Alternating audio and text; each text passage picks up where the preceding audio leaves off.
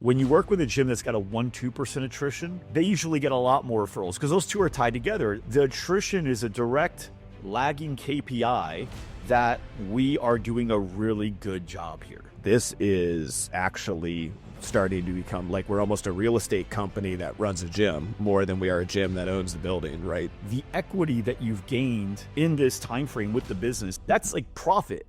Today I'm with Jeff Binek of Friendship Fitness, co-owner of about $1 million gym, who I initially wanted on the show because I thought he was so smart for creating a real estate play around his gym business. But as you'll see, as the show goes on, I realize he's incredible at running the actual business itself. He has pretty much perfect retention, retains almost every member he gets, and is constantly scaling, and now is looking for new ways to continue expanding in his entrepreneurial journey. This is a really, really great episode, and I know you're going to enjoy it as much as I did. So, Jeff, I've asked you to come on the show because you are just crushing it right now in a few different ways. One way in particular that I really want to talk more about is how you've learned to use your gym as a secondary business to the main business, which I've seen as the real estate play. Like, how do you have a business within a business, and the business that's not the gym is actually outperforming the model of the gym, which is great. So we're going to dive into that. And I think a lot of people are going to get a lot out of that particular section. I also want to dive into the business of the gym and how great of a job you're doing. You're tracking to do about $1 million this year, it looks like, and you're currently at capacity. So now it's just about how do we squeeze more juice out of the lemon, combined with how do we completely remove yourself from the operation of the business. Another thing I really want to dive into is your gym's just really good at attrition, and you're pretty much in what we call the great level. It doesn't get much better than the level that you're at. So you're just retaining pretty much every member that you sign up for a really long time. And so I want to dive into that. So now that we know that, Jeff, welcome to the GSD show. And let's dive in. So talk to me about your business, Friendship Fitness. What is Friendship Fitness? Where are you guys located? Yeah, so we're in Columbus, Ohio. We're actually in a suburb just north called Dublin. And we've been here. This is year 16 in business. And I founded this basically when I got out of the military, moved back to Columbus, went to school at Ohio State, and actually started training people out of my garage while I was also employee number 5 at Rogue Fitness. And so what was happening at the time for Rogue was they were getting a lot of, equipment sent back. And I kind of just started to slowly build out a gym. As I was getting closer to graduating, looking at law school, I was like, you know what? I like doing the gym stuff way better. I'm having way more fun doing that with all my friends. And we were hosting a workout once a week that we called Friendship Fridays, where we'd get together, we'd barbecue, we'd hit a workout. And it was just real organic. And it was the thing that all of us looked forward to, as a lot of us I was getting out of the Army. A lot of my friends were getting out of college. And it was just something we all just wanted to be at. And so when push came to shove, just ended up being like, you know what, I'm going to dive into this just both feet first and see what happens. And that was kind of the start of it. We started with CrossFit. That was what I found in the military. That was my first introduction really into getting fitness. And then as we've grown and expanded, we've started to change and shift a little bit more into a functional bodybuilding style. And so that's kind of our primary class now. We call that build. So we're a very strength focused and weightlifting focused class now. And we do run kind of a 2-class separate model. We have a pretty large facility where we're able to do that at the same time during peak times, which is huge for us because as we talked about, we're at capacity issues. So that got us to where we could do 24. Now we're at closer to 50 people per hour that we can get through here. We have a large nutrition program, nutrition coaching program, as well as a kids program. Man, I love the story behind that. I don't think I knew that. So like some guys have poker nights on Thursdays or whatever, and Yeah. you had Friendship Fitness or Friendship Fridays where you guys just worked out. So it was truly an idea around a business at first. You guys just wanted to hang out and have fun doing some good stuff together. And then you said, like, when did the switch go from let's turn this into a business? Yeah, so it was a specific night, and we were out, and this was a condo, and so we had one of those condo association like garage bays, and that was where we were doing the workouts out of. And we had a neighbor who got mad that we were playing music and having fun and barbecuing out, and we were pushing capacity. We had like 15 people there that night, and she came over and she reported us to the condo association, and we were kind of like, okay. And so they actually like padlocked our garage, said you get no access to it, No and way. you guys are not allowed to do this anymore. It's against condo association rules. And we've been doing it for a little over a year at this point, and nobody else had a problem with it. And so like we were all kind of bummed. This is like in the middle of like January, and so we had nothing else to do in Ohio. And we all just kind of sat, and like after like 2 weeks of not having it, we were all like kind of this like depressed mode. And so it was kind of the shit or get off the pot time. I was like, you know what? Like we just got to do it. Like, what do we need to do? We need, we got 15 or 20 people. If everybody chips in $50, like, I think we can find a space. So we found a really, really small space. It was about 600 square feet, enough spot for like 2 squat racks. And we went and did that, made some major mistakes that first year, but we went from 15 to 60 people in a matter of like 2 months. And then we had to move into this space, and we ended up moving into this space, which is 10,000 square feet at the end, not even before the first year was up. And then it was like off to the races. Dude, this is one of the coolest stories I think I've had on the show. I mean, you literally just said, let's pitch in and get a spot just so that we can have a place to work out. And then what, people started bringing their friends and you started to get referrals, or were you guys like marketing to get people in? So at first it was just friends, and I mean, really, it was just the cohort that was kind of training with us out of the garage. And then, yeah, it was just like, hey, I got a buddy, he wants to do it. One of the guys who was working out with us at the garage was getting his master's degree at Ohio State, and he was doing web design and all this stuff. So he popped us up like a simple website. And this is, 2010. So it wasn't as easy to get some of the website stuff done. So he popped that up, and I'll never forget, our Don was our first guy who nobody knew. He had no connection. He was like, yeah, I found your guys' website. We were like, how the hell did you do that? Like we were like floored by it. He's still a member to this day. 16 years Really? later. Yeah. Yeah. He's That's like, crazy. yeah, he's one of my closest friends and just an awesome guy. And so, yeah, we just got really lucky. A lot of those, like Don's a great example. A lot of those first people, we were pretty rough and tumble. I was 25 at the time, I'm 40 now. And so, there's a lot of trust and faith that went into those first 2 clients with me, as I kind of went through the learning mistakes. So that was just friends and family. And then, just people would bring people and bring people and bring people. And then we got to capacity issues real fast, like in 3 months. And it was wild. We would have like guys and girls on the same squat station doing like 6 deep on squats. Like it was wild those first few months. So I got to ask, is when Don first came in, the person that nobody knew, he just found you guys online. When he first came in, did you get a bug? Were you like, how do we get more Dons? Like, I feel like that would have happened to me. So we were actually scared because he came in full, like, he's an attorney for the state, and he came in full attorney's gear. And we found out that we were zoned improperly like that day or the day before. And I told my business partner, like, dude, it's not going to be a problem. Nobody's ever going to say anything. And then this dude in a suit and a briefcase comes in, and we're like, oh shit, are you a lawyer? And he goes, yeah. And so it was like, I thought we were like busted. And so we were like scared at first, and he goes, I'm just like here to work out. And we were like, oh, cool. We had no intro process, nothing set up for that at all. Oh yeah, it was friends. Yeah. And so, so then as we were talking more, it's kind of the same thing. We just told him like, yeah, hey, you can like just bring your friends, bring anybody you want. And that initial cohort that we had was just really, really tight knit. Because, it wasn't really about the business at that point. It really was just about being together, and we all wanted to be there, spending our time there. So it just grew really organically. Wow. Okay, so now you said he hit capacity pretty fast, and that was around 60 members or so, right? When you got Right. it. So that means that's not the same space that you're in today. So you went from that space to the space that you're in, or was there another space in between these two? Now the space we're still in today. So yeah, we started looking, and this is like 2011, 12. The recession had just hit and real estate prices were crushed. And, we came in and got looking back, got a phenomenal lease situation here. But we went from 600 square feet to 10,000. And so then it was more of like what do we do with all this space? And we were not business savvy at that time. So we like didn't look for renters or other opportunities there. And, we just started to slowly every month's profit, we just rolled right back into trying to get more equipment and be able to handle the capacity. And so that's this space now. And then, yeah, that rolled us into 2014. The guy who owned this building basically came to us and said, guys, I got to get rid of this building. I've had it for sale for 5 years since the 0809 recession. It hasn't been able to move. I'm going to drop the price a ton and get this thing off my books. And we were like, can we make an offer? And he said, yeah, if you guys can match whatever the best offer is, it's yours. I'll give you right of first refusal.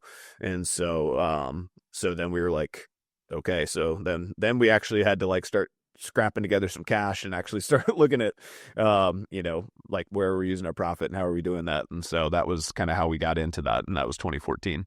Okay, so when you say we, obviously you said you were working out, it was like 15 of you at the time. You don't have 14 partners, do you? No, it was really, I have one partner, and Grant's been my partner since it was his garage, it was his condo. And so he's been one of my best friends going back to like when we were 14.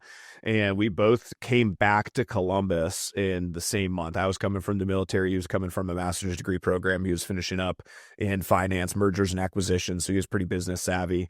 And then we had two other guys who were really close friends with us. And we were really the initial four, but only Grant and I had ownership stakes in the business. So it's always been Grant and I, and we've always had those roles. I've always been operations. He's always been finance and legal. Wow, that's amazing. Okay, now operations, that means in the category of sales and marketing falls under you then as well, right? Yep, correct. Okay. Okay. So you moved into this new building, 10,000 square feet, which probably looks massive compared to, I mean, if you could only fit 60, that means you were probably what, 1,000, 2,000 square feet in the last one? 600. Okay, so you went from 600 square feet to 10,000 square feet. How did you fill it up? What did it look like in there? Did you just use a corner and you block out the rest of it, or what did it look like? That's exactly what we did. I thought he was crazy, right? I was like, I thought we were going to go to like a 2,500 square foot, like retail space. And well, I thought he was absolutely nuts. I was like, we have no use for this. And it's funny looking back now, because we are using every millimeter of this entire facility now. And so it is really funny to look back at that. But yeah, we basically just picked a corner and we sort of started to grow out from the corner as we went. And, we started knocking down walls and clearing out space. And we've probably been through like 5 or 6 like huge big remodels since we bought it. That was a key part of buying it, is it made sense to invest back into the actual real estate. So we did a bunch more garage doors, we did a lot more open air, a lot more glass and windows to get some sunlight in and stuff. So that's just been a constant development and project really up until this year. This year we did what we would consider our version final remodel, and that happened and really finished up in March of 2024. Wow. So now I'd like to dive into the real estate part of it. And then I want to dive into, the stuff we talked about, how you built a business that's doing about $1 million, and your attrition, your ability to keep so many of your members. But I want to dive into the real estate, because when I first talked with you on the phone, which I don't think I mentioned this to you, or maybe I did, but I've got a mentor of mine that his whole business model, well, not his whole business model, but one of the pieces, one of his business model, is to do what you did. He had a little bit of a tweak. So I'll tell you what he does. He's got a business. So let's say like in this example, he had a healthcare company. So he would buy a building, or he would build it from the ground up. He'd get it, where it's sometimes raw land, and he would get it zoned and do all the things you have to do to eventually get a building on there. And once he did that, he would get a building that's bigger than what he needed, knowing he'd likely grow into it, and or be able to get tenants in there to take up the space he wasn't using. And funny enough, in one of his projects, I was a tenant back like in I think it was like 2015 or 2016. He bought this building. It was probably about 10,000 square feet, and we leased out about 3,000 square feet at the time. We had, I think, about 15 employees or so. And, I didn't even think, he didn't tell me the deal then. He told me later on what he was doing. And he had a lot of tenants. He only used up this 1, 2, or 3,000 square foot space that eventually ended up taking up the whole building, 3 floors, and then eventually moved into a bigger facility. But what he does is he actually will fill it all up. And now that it's all him, he would sell the building, which is significantly more than what he got it for. And he would be able to sell it for even more than just the building itself, because there would be cash flowing business in it, which would be his business. So Right. he would sell it with him and his business as a 10-year tenant, Yep. which is great. And then he would take that money, and because it was immediate cash, and he would go and create more projects. That's all he did over and over. Yep. Now in your business, it sounds like the one step that you hadn't done was you just didn't get tenants. You just grew into it yourselves. But over time, you've had this building for how long now? We've owned it for 11 years. You've owned it for 11 years. And what did you get the building for? So our original purchase price was $625,000. $625,000. And what's it worth now? Somewhere between 2.3 and 2.5 million is what our comps are. So just with that alone, you've made almost 2 million. You made about 1.7. Like, you could sell this building right now and get 1.7. But that's if you sell the building without you as a tenant, right? That's if you guys move out, you'd get 2.3. Now, if you guys were to sell it with you as a tenant, where you can pay a really good rent, you could probably sell this thing for 2 to 3 times that. Right. Yeah. And that's what's happened. Yeah. Locally around us, that's what we've started to see is there's been like, some of these first watch, like restaurants and stuff have gone in, and then you see what those sell for, but they only sell once the 10-year lease is signed effectively. Yeah. So for everyone listening, one of the things that's really interesting about what Jeff has been able to do is your business does, about $1 million. It's on track to do about $1 million. I think you did about 900 in 2024, but based on where your monthly revenue is at now, you're on track to do about $1 million this year.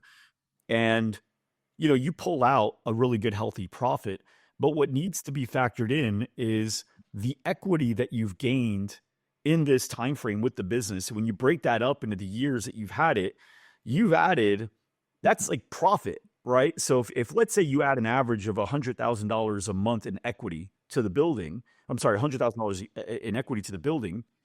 Well, and that to happen in a year, if you have a 20% business, meaning you're profiting 20% off your revenue, that's like having a business that does 500 grand a year just right there.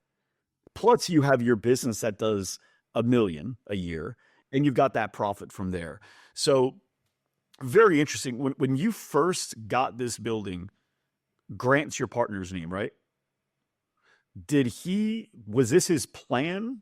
Did he know that it would be a real estate play along with the business, or he just picked it up because it would look like a decent deal?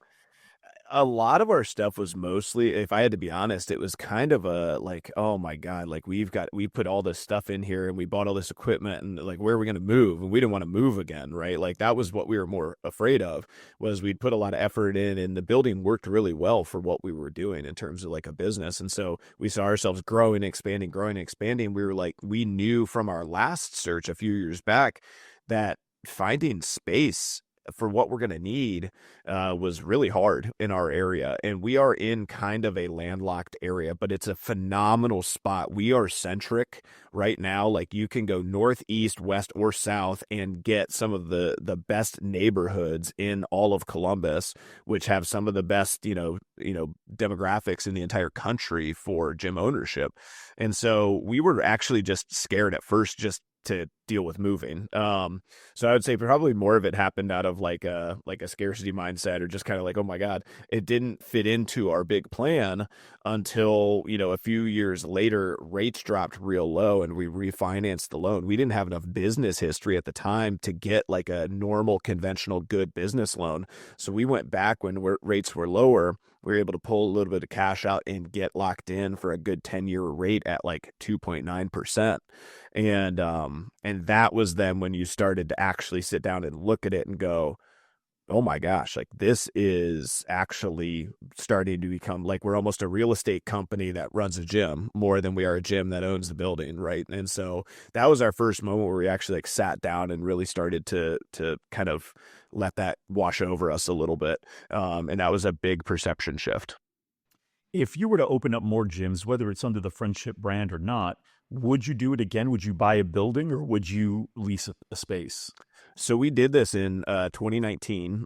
We bought a 12,000 square foot facility in the Lewis Center, which is one of the most up and coming zip codes in the entire country, and it was a unbelievable building. We did a 6 month build out on it, and we were all prepped and ready to go big. And we opened on January 16th, 2020, and so we had about 5 weeks of normalcy, and then COVID hit, and so that's kind of like its own thing, but that was our entire plan. That was what we were doing. Was we purchased that building. This will blow your mind. We got a 1.7% SBA loan for that building. And so we went through that whole year. The operation stuff was just a bit of a mess. We had some coaching stuff go down, and it just never got its footing back after COVID. We didn't have long-term established relationships with clients there, so the attrition was real bad coming out of COVID. And so we ended up closing the operations down at the end of 2020, but because we owned the building and did such a good job renovating it and getting it ready, we were actually able to turn a little bit of a profit on the sale of that building. And so it ended up, kind of being one of those things where the owning the building saved us from, otherwise it would have just been, I don't even know, Loss. $200,000, $300,000 just straight loss if we were a lease, and we would have still had to figure out how to break the lease and all those other problems.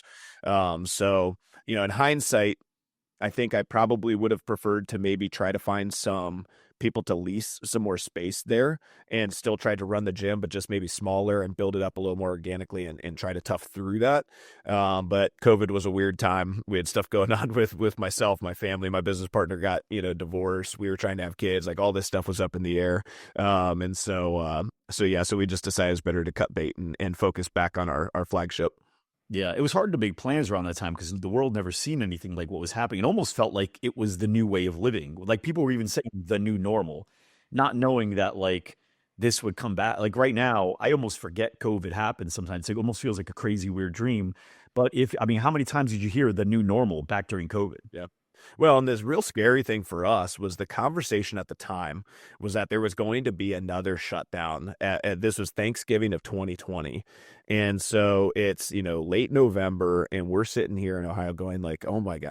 And so the word on the street when we were researching all this and talking to our realtors and bankers was, look, if there's another shutdown, commercial real estate is going to tank because businesses will not make it. And they're all just going to cut bait, and all of these places are going to go up, and the leases are going to have to get broken, and it's going to be chaos out there. And so we were kind of like, okay, well, let's try to get ahead of that and maybe get this building off of our hands, because we didn't want to get caught up in that. But that's kind of what you're talking about. It's like it was a fear-driven, it was a hard place to make good strategic decisions because so much stuff, like you said, was, now you see it come full circle. Work from home's gone, but back then it was everybody's going to work from home. Like gyms are only going to be running classes at like noon because everyone's working from home now, and it's like, so trying to navigate all that was tough from a strategic perspective, and obviously we had a pretty big liability on our hands if that would have happened that way. You have any other real estate projects that you have working, or is it just this? Yeah, so our big thing, we were pushing around that 10,000 square foot, and we wanted to try to get an opportunity because we had a physical therapist who was kind of working out of her room, and she wanted to go off on her own, start her own business. So we saw an opportunity. So we actually built her studio and attached it to ours. We are now using every single square foot that the city would possibly allow us for on our lot. And so expanded our space, and now we've got a tenant in there. She's been rocking and rolling for a little over a year now, and she runs her entire own physical therapy studio, which works really tangential with us. She sees, youth gymnasts primarily. Her company is built by Borda, and she's been a phenomenal asset for us. But really, that's been great because it's kind of started that idea of, hey, we're getting a little bit of rent roll here, and that's been just a great thing to kind of help take just the real estate portion of it and start to get like what you were talking about, where, okay, now we get one tenant, maybe we can get 2 or 3 more tenants. And then you're talking about the actual valuation of the building itself can go up just by having some of those contracts in place. I love it. So are you looking for more projects like that now? So we have some opportunity with our space. Our space layout is a little bit, inefficient. And so we've been meeting, we actually have, if we go up, we have a second level that's completely wide open for us. and it would take the right tenant for it, but it would be another around 3,000 or 3,500 square feet that we could do office space up there. And I think would either be a really cool work from home opportunity, like, we have those co-working spaces that are really big in Columbus around here. But that's kind of what we're looking at potentially next, because this entire, well, like the room I'm in right now, there's another 25 feet going up on all of our interior offices and bathrooms that is really just wide open for use. And so a little bit of a structural engineering issue, but that's kind of our last piece. And I think we could get at least one big tenant, or maybe two or even three smaller tenants looking in the physical therapy, massage therapist, anything in that kind of realm that maybe works well with us would fit in really well up there. And when you say the right tenant, is it mainly because you're going to have music blasting and all that, and you got to make sure that Yeah, so things can get loud with barbells around here, and so they at least have to be chill, or just maybe have to have a clientele base that is used to being sort of in that gym atmosphere. at least this time you won't get kicked out like the first time. Yeah, for sure. Yeah, I was gonna say no landlord to yell yell at us for I love it. Now, you mentioned you're at capacity now, and which makes sense because your attrition is so low. So when you have such a high retention of members, inevitably you're going to get to a point where you cap out, right? The only people that never hit capacity are the people that have a retention issue, right? Like that happens, at least once you break into your second, third year. So I'm interested in that. What are some things that you feel, especially now, like you've been working with Loud Rumor for how long now? about 8 months now. 8 months. You've gotten a chance to see a lot of other gyms that are in our program, some that do very, very well, and others that are still kind of coming up. What are some of the things that you started to identify, like, oh, wow, we do some things a little differently that allow us to have really good retention? Yeah, I think what the biggest thing that we do really is we put a lot of effort into the first 90 days, right? And that's been a huge focus on us for about probably the last 5 years. Is we changed up our entry process a little bit, and we really try to white glove really the first 30 days. But even just in our communication and sales meetings, we set tangible goals. We know for a fact that if you come 30 times, so 30 workouts in your first 90 days, we have all the analytics on this, that your in-body scans and your strength numbers are going to improve at above a 95% rate. So we just tell people basically that's the only thing you're focused on is 30 times in the next 90 days, you got to walk through our doors. And that's across every coach, every interaction, all of their first sales meetings, carried through their kind of onboarding process and into their first sections of classes. Coaches are just checking on that. And then we have a whole system to make sure that they're on track for that.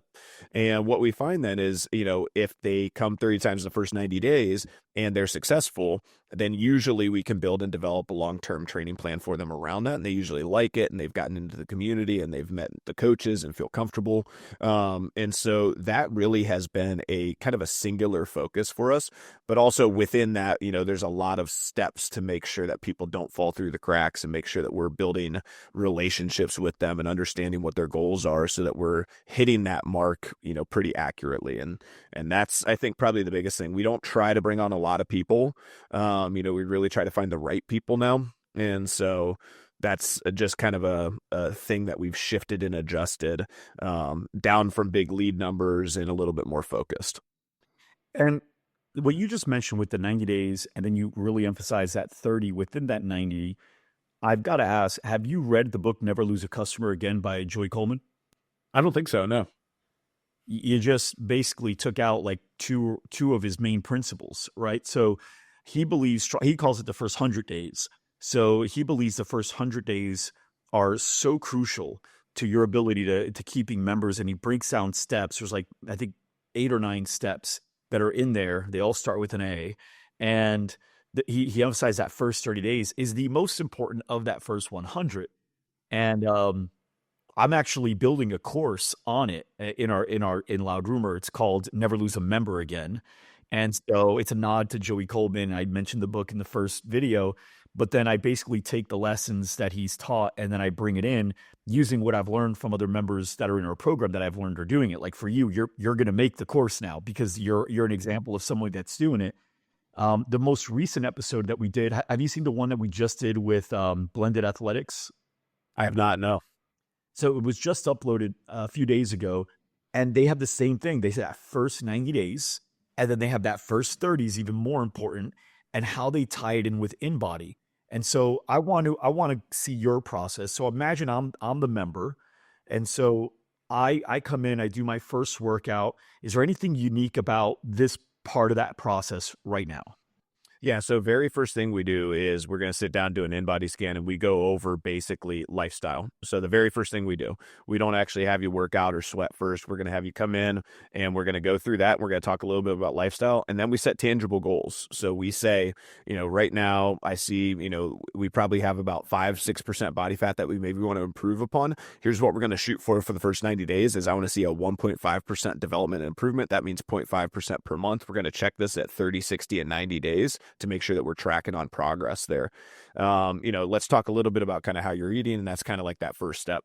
Then we go out and we go do a workout, and it's kind of a workout blended movement assessment. We're really just seeing how they respond to our style of training, making sure it's what they're looking for, because like I said, we are strength focused. And so we teach people how to lift with a barbell, and, we're doing squats, we're doing deads, we're doing all those things. And that's imperative to make sure that they're not just coming in looking for, in Orange Theory, something that's cardio based, because that's not going to be what they're going to get with us.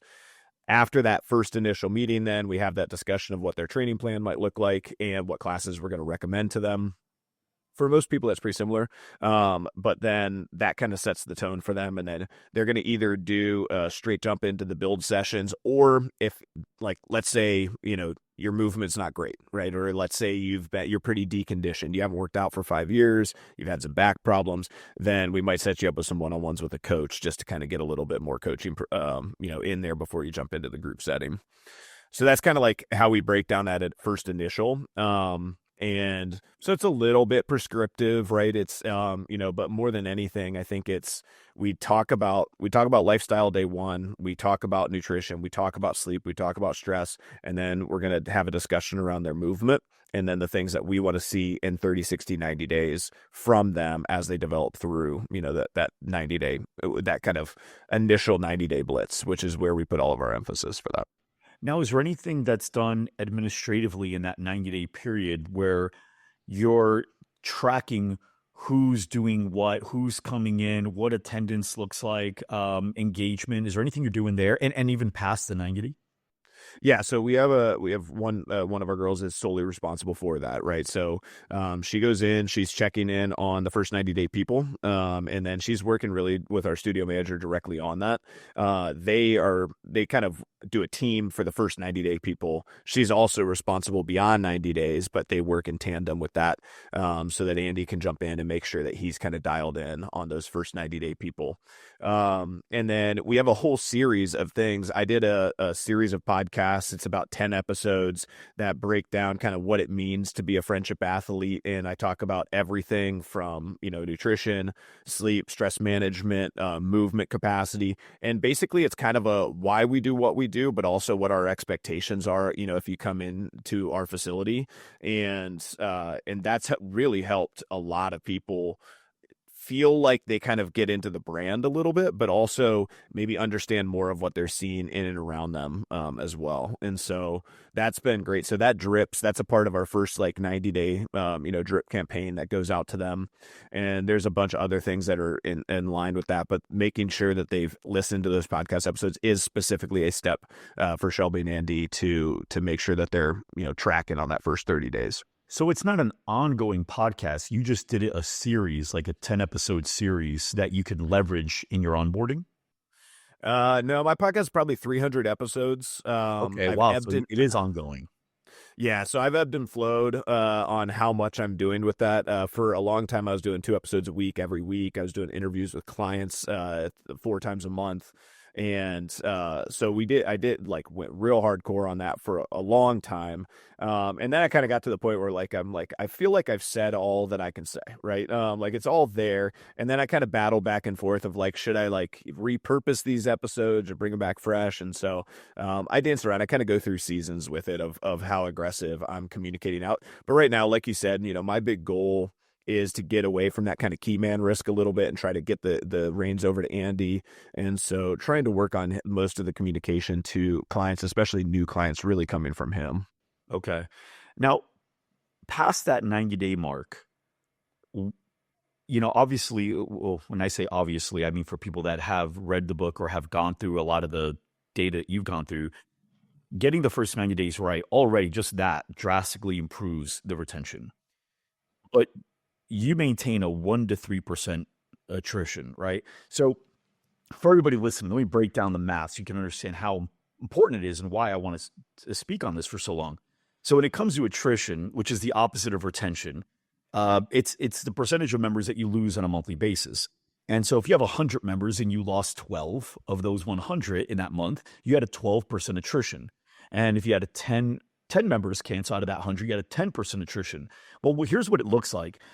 There's a formula where if you take the number 1, you divide it by your attrition percentage, it tells you on average how long you'll retain members for, so long as you keep that same attrition percentage.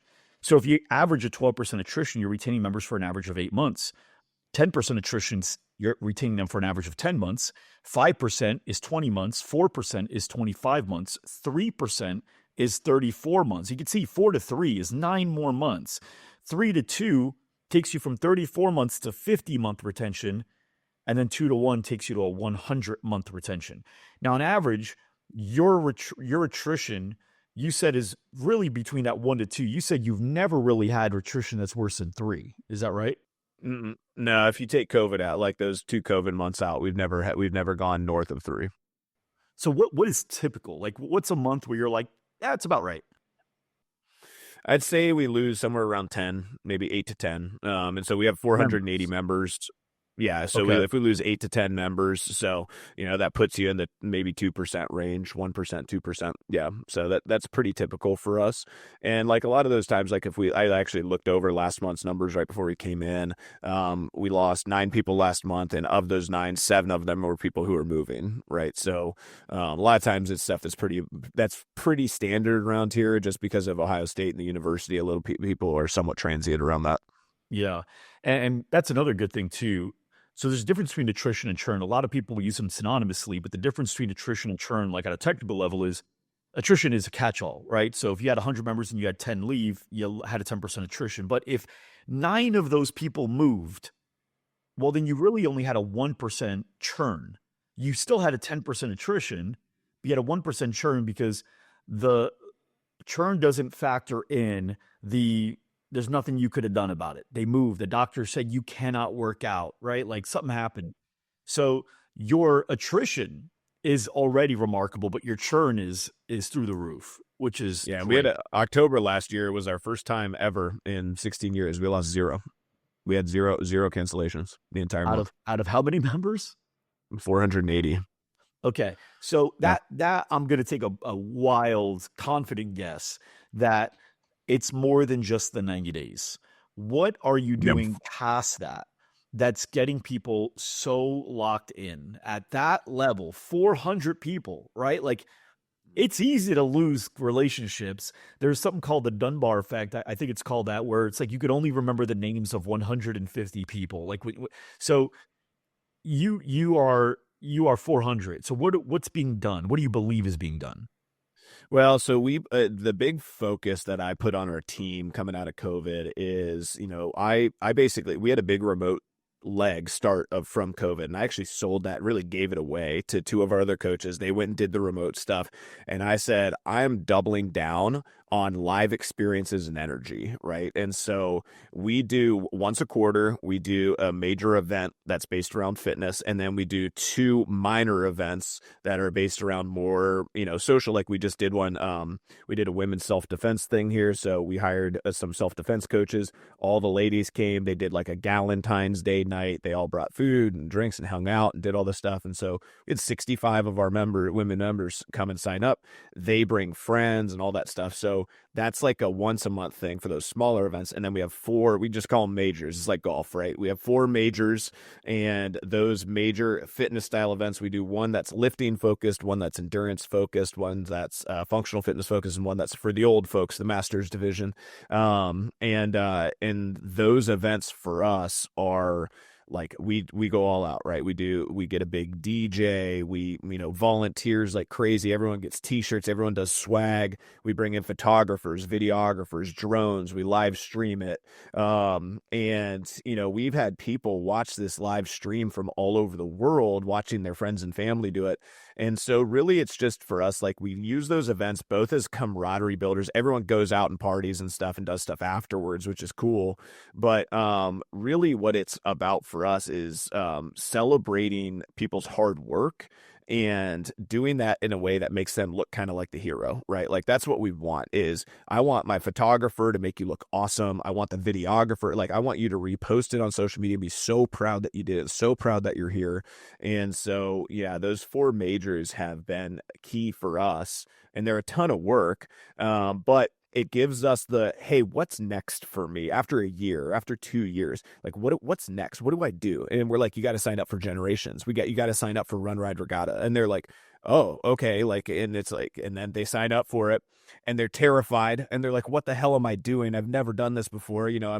Like we just had, Krista was my favorite for our last one. She's like a, 40-year-old mom of 3, never lifted weights in her life. She signed up for a powerlifting event. And then you see the pictures of her daughter watching her do a max back squat and PR.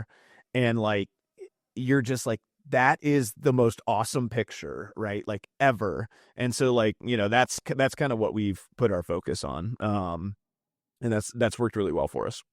Now, for some people listening or watching, they're thinking, a DJ, you're renting all this. I mean, how much money does that cost? And what I'll tell you is it probably costs a heck of a lot less than having to sell new members every month when you consider advertising costs and marketing agencies and all that. So I actually want to kind of break that down. So your typical event, your typical one, not your most expensive, not your cheapest one, but like if you took them all and you average them out, like what is it costing you? Somewhere between 6 and 10,000 usually. 6 and 10,000. And how many of those do you do a year? 4. Okay, so let's go on the high end. Let's say 10,000. Let's say they're all 10,000, and you do 4 years, so it's $40,000 is what you're paying per year, which comes out to probably around 3,000 or so. Let me see, 3,500-ish. 3,500. Yep. So it's 333 per month. That's what it costs you. Okay. Now for you, you have how many members? 480. 480. The average gym. Not the worst, not the best. The average has about a 10 to 12% attrition. Okay. So let's go by the best and let's say 10%. That means you would have to sign up 48 new members every single month just to break even if you were on the good end of the average gym. Okay. Now the average gym spends about $240 in customer acquisition costs. That's what it costs them when you figure your cost per lead with your agency, the agency fee, your all the graphic design, whatever. So basically what's saying here is $11,520 would be the acquisition cost on average, sales commissions included, in order to sign up a member, 48 of them in a month, if you're the better than average gym. Okay. Yeah. It's every month too. Yeah. Every month. That's what it would cost to just keep your place the same, right? You're not even growing at that level. You're just replacing the 48 you would have lost because that's your 10% of 480. And you're getting away with $3,300. It's a steal. So for anybody that's like, why that sounds like a waste. No, I'm telling you right now, this guy's more profitable than you think he is with his marketing strategy. Marketing includes retention. A lot of people don't think that. A lot of people think marketing is only about getting new members. Marketing is about increasing revenue, which absolutely includes retaining your existing members. Yeah, and I mean, I think that's the thing for us is like, especially once you get to capacity, growth stuff, we did a bunch of things and maybe we weren't as focused on it, but now once we've gotten capacity, we really can just focus on investing in that retention, right? So, because it doesn't make sense to invest the dollars on Facebook ads or agencies or some of those things when you're not trying to get a ton of leads in. It really does make a lot of sense to focus and hammer down on retention and experiences and making sure that the clients that you already have are loving it and getting a great experience. And that's kind of been our shift in focus there. And when you break down the gyms that I've gotten to work with that have a 10, 12% attrition, we met with them, they usually have very, very few referrals. When you work with a gym that's got a 1-2% attrition, they usually get a lot more referrals because those two are tied together. The attrition is a direct lagging KPI that we are doing a really good job here. And another good lagging KPI that usually correlates with it is how many referrals you're getting, how many Google reviews you're getting, how many people are willing to do testimonial video, people wanting to upgrade or buy ancillary products from you. So, Mike, I don't know. I mean, we haven't talked about this, but I want to guess that you're getting a pretty decent amount of referrals every month. What does that look like? Yeah, we've really, one of the big things that when we joined Loud Rumor that I really wanted to get on is doing more point of sale referral stuff. And we've tweaked that just a little bit because we do find that people are better with referrals after that 90 days instead of doing the point of sale stuff. But what we found is that at least, putting the bug in their ear and saying the tone that like, we are a referral driven business has done really well for us with that. And so we've never had a great strategy for asking. It has happened incredibly well organically. We average around 20 referrals a month already. And, our goal is to try to do more of that because honestly, it makes life easy for the sales team. And it's a way more fun way for us to grow, especially, the name friendship, right? It's like, it kind of makes it an easy selling point. We're like, that's how we grow. It's what we want to do. And so that's kind of been a part of our growth strategy ever since the beginning. Literally since the beginning. Without it wasn't even part of your growth strategy. It was just part of who you were. You didn't have a growth strategy. You just wanted to work out with your friends, and the referrals just came about, and then it just merged into your growth strategy. You mentioned that you've got a podcast. What is your podcast name? So the Friendship Podcast. Yeah. The Friendship Podcast. Yep. And where can I find that? Are you on Spotify, Apple Podcasts? Yeah, it's on everything. Yeah, I did Anchor, so now that Spotify owns that. And so, yeah, you can find them anywhere. Yep. Awesome. So I got a question for you. Obviously, it sounds like you understand real estate pretty well. I know that was a big part of your life prior to, right? Like you understand real estate well, and you're doing great in that part of your business. You understand the fundamentals of business to the core. Why did you start working with us? Like what was it that you were hoping to gain? What have you gained that maybe you felt was missing? Yeah, in that 2015, 2016, we bought the building. We were fading from CrossFit, right? There were issues I saw, and I wasn't doing a great job as a business, as a leader, as a business owner. I had a lot to learn. And so that was the first time that I sought out and looked for mentorship. And really ever since then, I've been seeking out better mentors effectively. So trying to constantly upgrade, who we work with and, everything that we're trying to push for our staff. It's all the same stuff I want to ask for my staff is we're always trying to upgrade our own skills, our own minds, and develop ourselves. And, I was watching a lot of your YouTube videos, listening to your podcast, and it just felt like you guys were doing it better than the rest. And what I really liked about it was a lot of the people that we work with have been kind of in the CrossFit space, but because we'd kind of faded from that being our primary modality, and we wanted to separate from that. I really needed somebody who was outside of that space. And so you guys kind of check both blocks for me. And I think that's just something I believe to my core is, I can learn something from everybody. And, I like the fact that you're a family focused and family, first person, and you still run this business and other businesses. And, you speak on that as a primary thing. And that's something for me. Now we've got our third child on the way. And I'm trying to really focus on my family first and, be a great business person and leader on top of that.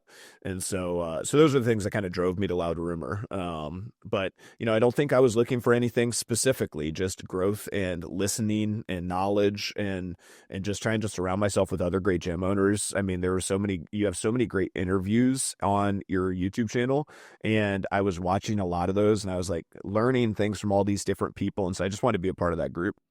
That's awesome, man. Yeah, it's a great group. I'm blessed. It's funny. I was just talking to somebody about this 2 years ago. Less than 4% of the people in our program were doing 7 figures a year. And right now it's dang near 30%, right? Which is that's crazy wild to believe. And the reason it's interesting is because the numbers initially were matching just general numbers. So when it comes to entrepreneurship, less than 4% of businesses ever make it to $1 million a year. Less than 4%. And I'm willing to bet that gyms are not helping that stat. I'm Yeah, they betting got to it's be less. below that. Yeah, because you're Yeah. talking all businesses. And so to be able to work with so many people that are leaps and bounds above that, it's really cool. I learned a lot from you guys as well. I learned on this interview, which is great. And so I really appreciate it. So what's next for Friendship Fitness? I know right now one of your focuses is to be able to start removing yourself. And what that really means is building up your team and the SOPs effectively. Um, Yep. but what's 5 years, 10 years? What's it look like for Jeff? Yeah, so we got Andy enrolled in the studio manager program, and that's really our big focus. I've always been so hands on and so on the reins. So it's hard on the ego sometimes, but like hard sometimes to just step back a little bit. So that's something I'm working on for myself, and I'm excited to be more in that advisory or consulting style role and really helping him learn and grow from a leadership perspective. But then really the biggest thing is giving the rest of the team to opportunity. So that's what I'm really excited about. Once we get there, I am interested potentially in starting to do some more either acquisition or look at some new locations. But what I learned from our last break into that was we really were not fully autonomous here, right? It was not something that could just fully run without me. I didn't have a studio manager in place that was just rocking and rolling here with some time, and we didn't have the systems for that stuff built out. So that's my focus, is get the playbook, get Andy running it and executing it, feel really confident with that, and then start to look for, more. And so that's kind of where we're looking, where we're focused. I love it. Well, when you're ready to do the acquisitions, let me know. I've done a couple with members in our mastermind already that I just believe in. I think are smart and do good work. And based on what I've learned here with you so far, not only today, but just in general, from what I hear from the team and our conversation, you know what you're doing. I like working with people like that. So yeah, let me know next time if you're ever interested. And for anybody that wants to follow Jeff's company, it's at Friendship Fitness Ohio. Really good brand. Their website's friendshipfitness.com. And now you know his podcast, Friendship Fitness. And if anybody wanted to reach you, Jeff, Instagram, LinkedIn, where do they go? Yeah, my Instagram's at Friendship Jeff. I'm admittedly not a great Instagrammer. But yeah, my email's just jeff@friendshipfitness.com. Shoot me an email. Love talking with other business owners.